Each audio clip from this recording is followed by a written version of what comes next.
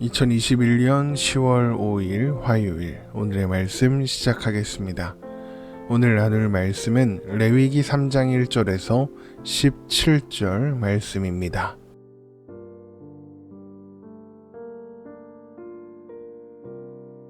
사람이 만일 화목제의 제물을 예물로 드리되 서로 드리려면 수컷이나 암컷이나 흠없는 것으로 여호와 앞에 드릴지니 그 예물의 머리에 안수하고 회막문에서 잡을 것이요 아론의 자손 제사장들은 그 피를 제단 사방에 뿌릴 것이며 그는 또 그 화목제의 제물 중에서 여호와께 화제를 드릴지니 곧 내장에 덮인 기름과 내장에 붙은 모든 기름과 두 콩팥과 그 위에 기름 곧 허리 쪽에 있는 것과 간에 덮인 꺼풀을 콩팥과 함께 떼어낼 것이요 아론의 자손은 그것을 제단 위에 불 위에 있는 나무 위에 번제물 위에서 사를지니 이는 화제라 여호와께 향기로운 냄새니라.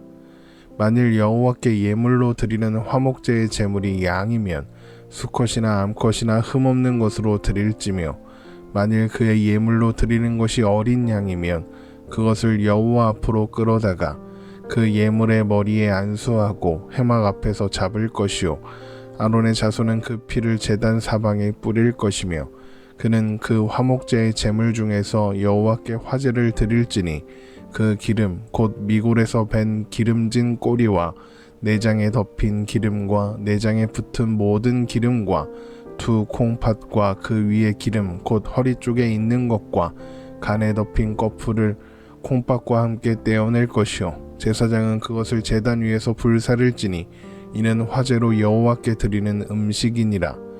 만일 그의 예물이 염소이면 그것을 여호와 앞으로 끌어다가 그것의 머리에 안수하고 회막 앞에서 잡을 것이요 아론의 자손은 그 피를 제단 사방에 뿌릴 것이며 그는 그 중에서 예물을 가져다가 여호와께 화제를 드릴지니 곧 내장에 덮인 기름과 내장에 붙은 모든 기름과 두 콩팥과 그 위에 기름 곧 허리 쪽에 있는 것과 간에 덮인 꺼풀을 콩팥과 함께 떼어낼 것이요 제사장은 그것을 제단 위에서 불사를지니 이는 화제로 드리는 음식이요 향기로운 냄새라. 모든 기름은 여호와의 것이니라. 너희는 기름과 피를 먹지 말라. 이는 너희 모든 처소에서 너희 대대로 지킬 영원한 규례니라. 아멘. 화목제는 단순히 하나님께 드리는 경건한 예배만이 아니라 하나님의 백성들이 하나님 안에서 하나님 앞에서 하나님과 함께 이웃들과 기쁨을 누리는 잔치이며 그래서 잔치는 화목제 후에 벌어지는 부수적인 행사가 아니라 화목제의 일부이면서 또한 본질이라고 할 수 있다라고 말씀드렸습니다. 다만 이웃들과 나누어 함께하는 잔치적인 것들에 관해서는 레위기 7장과 22장에서 다루게 되고 오늘 우리가 살펴보는 레위기 3장은 화목제를 드리는 방법에 대해서 이야기하고 있습니다. 화목제는 소의 수컷이나 암컷, 양이나 염소로 드릴 수 있었습니다. 레위기 3장 1절입니다. 사람이 만일 화목제의 제물을 예물로 드리되 서로 드리려면 수컷이나 암컷이나 흠없는 것으로 여호와 앞에 드릴지니. 번제에 대해서 나누면서 예물이라는 단어에는 하나님 앞에 나아간다는 의미가 있다고 했던 것을 기억하실 겁니다. 그래서 번제물로 드리는 제물 그 자체가 아니라 번제물을 가지고 나와서 드리는 제사 자체 그리고 그 제사를 드리는 예배자가 예물이며 하나님은 그 예배자가 드리는 제물을 받으시는 것이 아니라 예배자를 받으시는 것이다 라고 했었죠. 마찬가지로 화목제도 예물입니다. 드리는 제물이 아니라 예배자를 받으신다는 것이죠. 그런데 화목제에는 하나님과 함께 평화를 누리며 함께 기뻐한다는 의미도 있다고 했죠. 그렇다면 화목제는 하나님께서 예배자를 만나시고 함께 교제를 나누시는 제사라는 의미가 됩니다. 그래서 거의 대부분의 경우에 화목제는 번제와 함께 드려졌습니다. 왜냐하면 속죄 없이 하나님 앞에 나아갈 수는 없기 때문입니다. 그러니까 화목제는 번제를 통해 속죄를 받고 하나님께 연락된 사람들이 이제 하나님과 함께 기뻐하며 하나님과 교제하게 되었다, 이런 의미가 있는 것입니다. 그래서 화목제에는 번제와 다르게 속죄에 대한 언급이 없는 것입니다. 어쨌든 예배자가 예물로 사용할 흠없는 소를 가지고 나오게 되면 번제를 드릴 때처럼 예배자는 화목제의 제물의 머리에 안수하고 회막문에서 잡게 됩니다.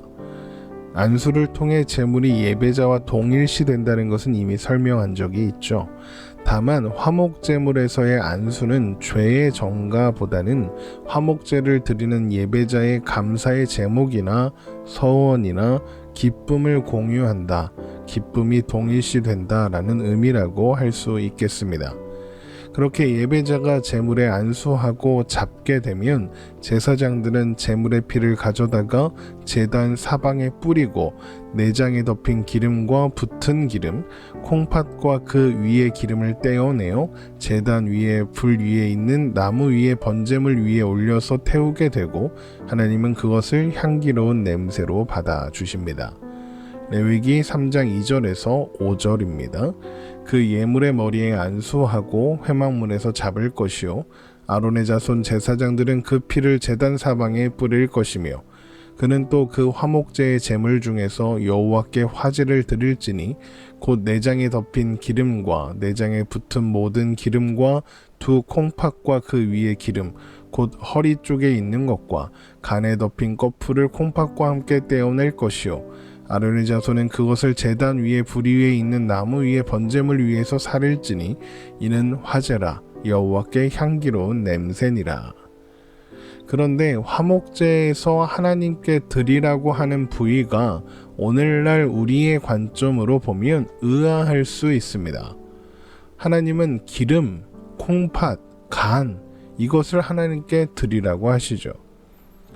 이 부분들은 오늘날 그다지 호감이 가는 부위라고 할 수는 없습니다. 그러나 고대 사회에서 기름은 풍부와 번영과 힘을 의미하는 부위였습니다. 예를 들어 시편 63편 5절을 보면 이런 표현이 나옵니다.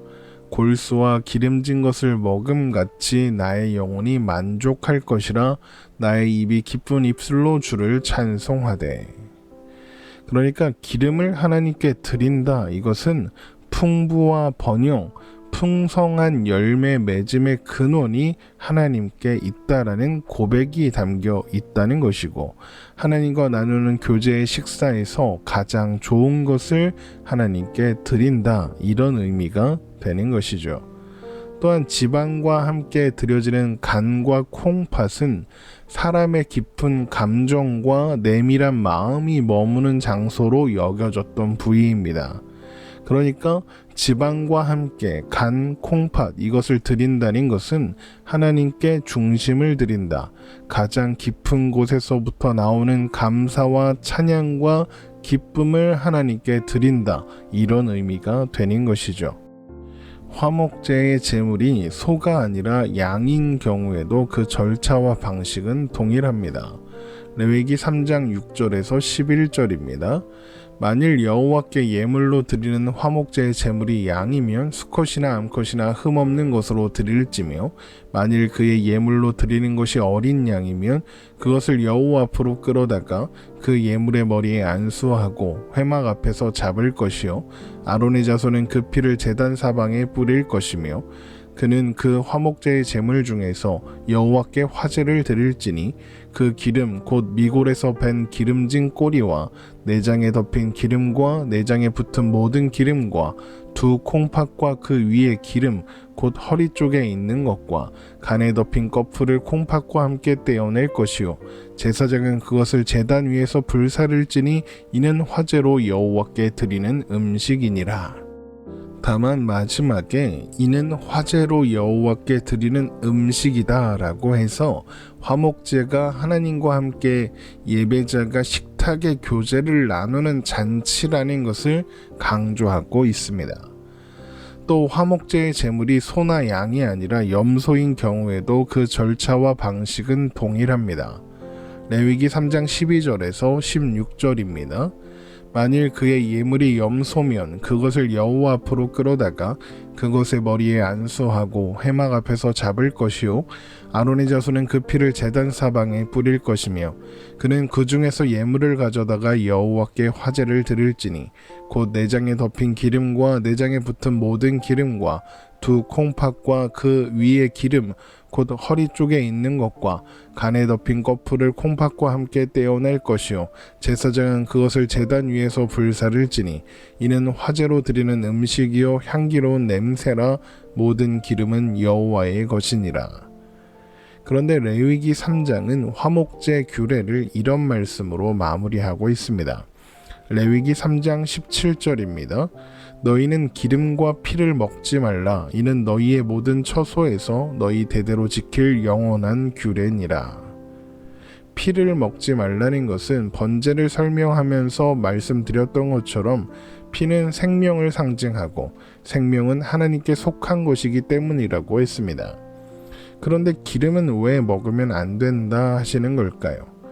우선 기름을 먹지 말라는 이 경고는 화목제로 드린 제물일 경우에만 한정되는 것 같습니다. 그 이유는 화목제물이 아니라 먹기 위해서 잡은 짐승의 기름은 먹을 수 있었던 것으로 보이기 때문입니다. 화목제물로 드린 제물의 기름을 먹지 말라고 하는 것은 화목제가 하나님과 나누는 식탁의 교제, 잔치이고 그 잔치에서 하나님 몫의 음식이 기름이기 때문입니다. 물론 하나님이 배가 고프시거나 음식이 필요하신 분은 아닙니다. 그러나 화목제에 하나님과 예배자가 함께 나누는 식탁의 교제라는 의미가 있기 때문에 기름이 하나님의 음식으로 구별되는 것이고 기름이어야 하는 이유는 앞에서 말씀드린 것처럼 하나님이 기름이 의미하는 풍부와 번영, 힘의 근원이시므로 기름은 오직 하나님께만 돌려져야 하기 때문입니다. 그래서 화목제는 자연스럽게 예수님의 십자가 사역으로 연결됩니다.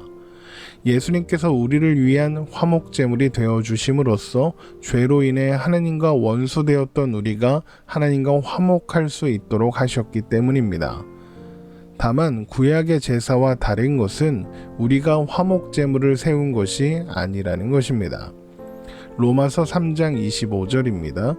이 예수를 하나님이 그의 피로써 믿음으로 말미암는 화목제물로 세우셨으니 이는 하나님께서 길이 참으시는 중에 전에 지은 죄를 간과하심으로 자기의 의로우심을 나타내려 하심이니 하나님께서 예수님을 믿음으로 말미암는 화목제물로 세우셨고 그로 인해 우리가 하나님 안에서 하나님과 함께 평화를 누릴 수 있게 된 것이죠. 하나님의 은혜가 우리를 평화로 이끌어 가신 것입니다. 이스라엘 백성들이 짐승의 피를 통해 하나님과 화목할 수 있었던 것처럼 우리들은 하나님의 어린 양이신 예수 그리스도의 피로 말미암아 하나님과 화목할 수 있게 되는 것입니다. 물론 구약의 화목제 또한 하나님께서 그 규례를 제정하신 것이기 때문에 인간 쪽의 어떤 제물이 하나님과 화목하게 되는 근거가 되지는 않습니다. 하나님께서 화목제를 제시하셨기 때문에 우리가 하나님 앞에 나아갈 수 있는, 그래서 하나님과 함께 평화를 누리고 기쁨을 누릴 수 있는 방법이 생긴 거니까요. 또한 그래서 화목제는 예수님께서 제정하신 성만찬과도 연결됩니다. 누가복음 22장 20절입니다. 저녁 먹은 후에 잔도 그와 같이 하여 이르시되 이 잔은 내 피로 세우는 새 언약이니 곧 너희를 위하여 붓는 것이라. 예수님께서 제자들에게 포도주를 나누어 주시면서 하신 말씀을 자세히 보십시오. 잔은 내 피로 세우는 새 언약이니 곧 너희를 위하여 붓는 것이다 라고 하셨습니다. 이것은 제사장이 화목제물의 피를 제단 위에 뿌리는, 제단 위에 붓는 모습을 연상시키는 장면입니다. 마찬가지로 성만찬의 떡도 화목제와 연결됩니다. 누가복음 22장 19절입니다. 또 떡을 가져 감사 기도하시고 떼어 그들에게 주시며 이르시되 이것은 너희를 위하여 주는 내 몸이라 너희가 이를 행하여 나를 기념하라 하시고 하나님께서 화목제물을 백성들에게 먹이시는 것처럼 예수님께서 화목제물 되신 자신의 몸을 우리에게 먹이시는 겁니다. 그리고 우리는 그 안에서 하나님과 함께 즐거워하게 되는 것이죠. 로마서 5장 9절에서 11절 말씀입니다. 그러면 이제 우리가 그의 피로 말미암아 의롭다 하심을 받았으니 더욱 그로 말미암아 진노하심에서 구원을 받을 것이니 곧 우리가 원수 되었을 때에 그의 아들의 죽으심으로 말미암아 하나님과 화목하게 되었은즉 화목하게 된 자로서는 더욱 그의 살아나심으로 말미암아 구원을 받을 것이니라. 그뿐 아니라 이제 우리로 화목하게 하신 우리 주 예수 그리스도로 말미암아 하나님 안에서 또한 즐거워하느니라. 예수 그리스도로 인해 하나님 안에서 누리는 기쁨은 그래서 아무도 빼앗아 갈 수 없습니다. 이 기쁨은 세상이나 사람이나 어떤 일이나 어떤 상황이 아니라 예수 그리스도로 말미암아 누리게 된 평화, 하나님과의 화평을 통해서 주어지는 것이기 때문이죠. 그리고 이것이 화목제를 통해 확인하는 우리가 소유하고 있는 평화와 기쁨의 내용인 것입니다. 오늘 말씀 마치겠습니다. 오늘도 주님 안에서 평안한 하루 되시기를 주님의 이름으로 축원합니다.